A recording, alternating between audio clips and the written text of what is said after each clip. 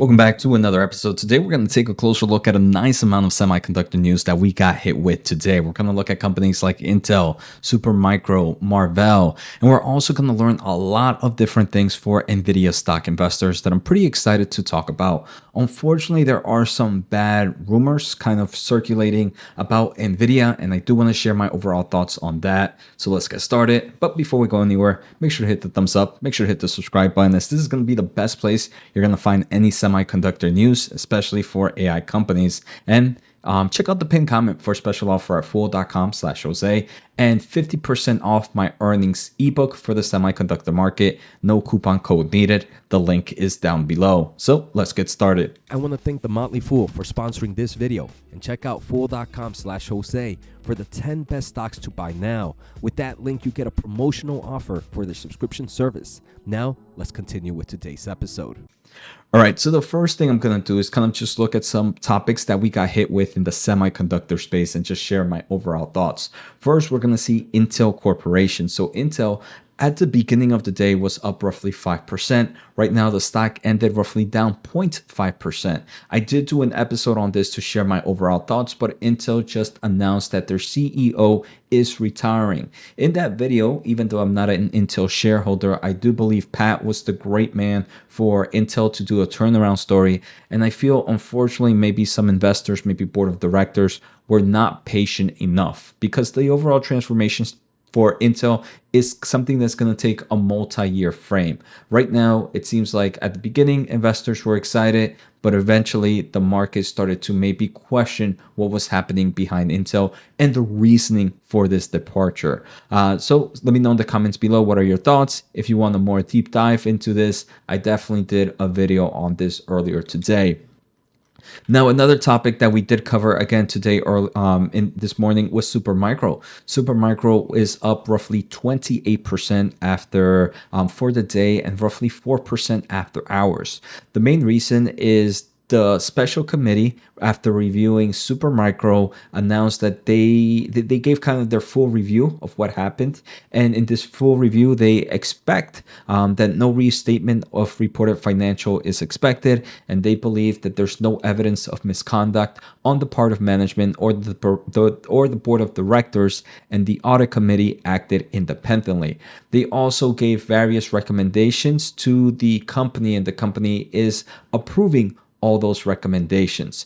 So there is kind of this negative piece that Supermicro special committee, I believe, was only ran by one person. But if you look at the special report, they're hired various independent parties from numerous lawyers, numerous kind of forensic accounting players. So even though it's one person running it, behind it or behind the scenes, there were a lot of third parties involved. So the market is excited, but obviously you still have the question, why did Ernst & Young leave, and why did the previous CFO shifted as well? So there's a lot of questions still left unanswered, and that's why the stock still year to date from its 52-week high is down roughly 64%. But right now, at least it brought some calmness to Supermicro investors. Personally, I wouldn't touch. Now we're going to look at Marvell Technology, and Marvell Technology was up 4.5% on the day. In year to date, the stock is actually doing pretty well, up 66%. So, I mean, it's interesting, right? Obviously, Marvell is going to be a very popular stock right now with the overall price action. But we've been talking about Marvell since earlier this year, since even last year when the stock was trading in the 50 levels. So now for me, it's not personally the time for me to buy. I already kind of done my videos on what stocks I'm buying right now. But I really... I'm just saying, sometimes those videos don't get the views, and I'm just happy to be producing those type of videos way earlier, because I'm happy to say that we've talked about Marvell numerous months in the past. Even in last year around December, November, and September, I believe we talked about Marvell Technologies and why I was adding it to my position. So the updates for Marvell is, first, the company is reporting earnings tomorrow, and obviously anything can happen with earnings. Overall, I'm still very bullish in the company. Marvell designs ASIC solutions, or kind of custom chips for big tech players, one of their big customers is Amazon, and Amazon is investing a lot in their own AI chips. And today, on December 2nd, they did announce that the strategic partnership with AWS Amazon is expanding for 5 years for multi-generation agreement that include collaboration across multiple AWS products that will be used in AWS cloud infrastructure. So this agreement covers a broad range of data center semiconductors for Marvell, including the supply of custom AI products, optical digital signal processors or DSPs, and AECs, active electrical cables, and a lot of other solutions for Amazon. So this is Amazon is using Marvell, I believe, for their Trainium or for their inferential, or maybe even both. But in my opinion, Marvell is definitely going to be a big player in this ASIC market. And I've talked about it in the past, right? I don't believe ASIC is going to destroy Nvidia, and it's not necessarily bearish for Nvidia. I think this is going to be a market where both ASIC solutions or custom solutions that Marvell makes wins, and also for first party solutions like that Nvidia makes. So this is just a direction I believe we're going to continue to go. Personally, I'm not adding to Marvell at these levels. We've added plenty throughout these videos in the low 60s, in the 50s as well. So I'm very happy with my position, and this is one I'm just letting through. Again, if you want to know what stocks I'm buying in December, I definitely did a video Saturday or Sunday. I can't remember the actual day. But great news for Marvell there. Now, we're going to end this episode with a lot of NVIDIA news. So NVIDIA news was pretty much flat for the day. After hours, the stock is down roughly 0.3%. The first thing I want to mention is NVIDIA tomorrow on December 3rd has a global technology and AI conference with UBS. So I will be doing a video on this tomorrow morning. After they announce some conferences, there's going to be some great Q&A sessions there. There are some rumors circulating right now, so I wonder if those rumors will be answered during this conference. So make sure to stay tuned, as this is going to be the best place you're going to find any update on those rumors. Let's kind of just jump into those rumors right now, just because I really want to discuss that, and it's a perfect segue. So supposedly some new updates have announced that there are some production hurdles for the GB200, and there have reported rumors that Microsoft is cutting orders. So now this has nothing to do with the chip. Supposedly the problem is coming in with the back end.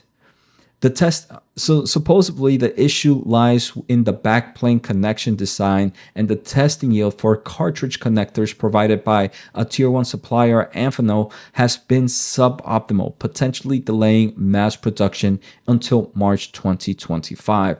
The thing is causing Microsoft to cut their orders, but if they are cutting the orders, the article says that they're allocating it for the GB300 chipset, which is expected to be released later in 2025.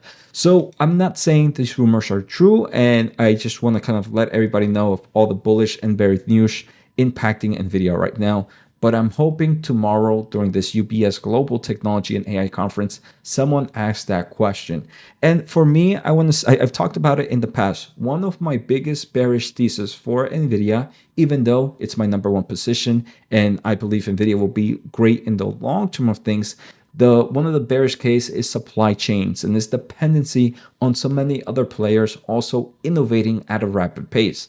I personally believe NVIDIA can innovate at a rapid pace on a yearly cadence, but can all those suppliers for those optical switches, for that memory, can they also handle the same type of pressure that NVIDIA handles? So that, to me, while I don't believe I'm not selling the stock because of this, these are just rumors. I just want to show examples of why that can happen, and obviously that can create some negative pressure on the stock. Again, I have no intentions of selling, and if these rumors do create a buying opportunity, if we get into the 120s and the 115s, again, I'm not saying we're getting to those levels, but if these rumors give us those opportunities, I personally would be adding more to the stock via in options or via indirect shares.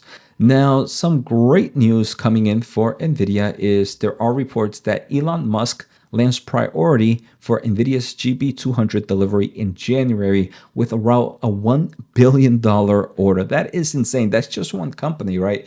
And to me, it just showcases how fast the AI market is growing. And Elon Musk XAI, in my opinion, is going to be one of the best AI companies out there. I think OpenAI is worried. Microsoft is worried. All these other players are worried. And if they want to keep up, they have to make these similar orders as Elon Musk. So I think it just showcases right now this bullish sentiment towards the AI market. And Elon Musk is definitely leading it with XAI. Now, talking about some other parts for NVIDIA, there are reports that NVIDIA's Drive Thor chips, for those that are not familiar with Drive Thor chips, these are the chips that are used for automotive and robotics market. And right now, because new vehicles are coming out in 2025 and new NVIDIA chip is coming out for the automotive market in 2025, we are expected to see some nice revenue growth in the upcoming quarters due to this benefit. And if we take a look at some of NVIDIA's most recent numbers, let's see if we can pull it up real quick. Here, if we go to revenue trends, we can see that the automotive market is kind of growing on a quarterly basis. I do believe this is going to become a 1 billion quarterly pretty soon, especially if we keep innovating in not just the automotive space, but these chips can also be used in the robotics market. So I think a lot of people are sleeping on the auto industry for NVIDIA, but this is because it's such a small revenue portion. But this is one that I believe will grow at rapid levels. Now, recent studies also kind of share the same mindset, as right now there are reports that AI and interactive demand to drive humanoid robot market value beyond $2 billion by 2027. Right now, most robots are just robotic arms used in industrial spaces, but thanks to AI solutions based on TrendForce reports, the overall service-oriented robots will gain traction throughout the next 2 years. And this is an industry that in 2024 is expected to be less than $500 million, and by 2027 is expected to be over $2 billion.